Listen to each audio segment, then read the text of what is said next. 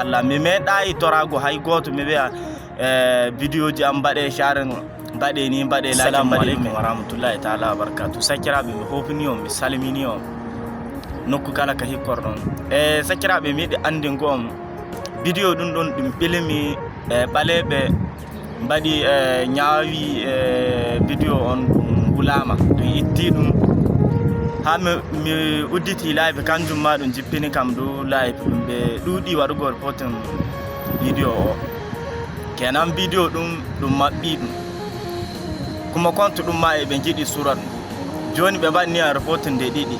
Joni ɓe mbi'i kam to puɗɗiti goɗɗum ɓe ngulay compte o ɗo. To kanjum waɗi garmi andingo on ɓe mari compte feere emi tori on yahugo mbaɗnon kam ɗuma follow en ha tonton tokkon kam mbaɗnon kam vidéo ji ɗin ɗi fuka tappo noon ɗi yidde inchallah kollon kam min fu pullo fu ko pullo noon inchallah. Mi meeɗa e wigo ɗum amma hande mi ñaaji on mbaɗonon kam laaci mbaɗnon kam charme gam Allah gam vidéo ji amin ɗi fuka to on daari ko balle caɓɓiɗe mi meeɗa e wigo noon ta yi ɗum hani mbaɗa laaci mbaɗa charme mbaɗa ta yi ɗum hana e ɗala ayo to joni ni emi haaja laaci moɗon e charme moɗon gam Allah compte o ɗo eɓe jiiɗi ɓe sura ɗum ayo ɓe ɓellini kam ɗuma no ɗum wiyete bindi boɗeji ɓe mbi to min huɓɓit ayo mi yetti on sanne sanne Allah barkina on.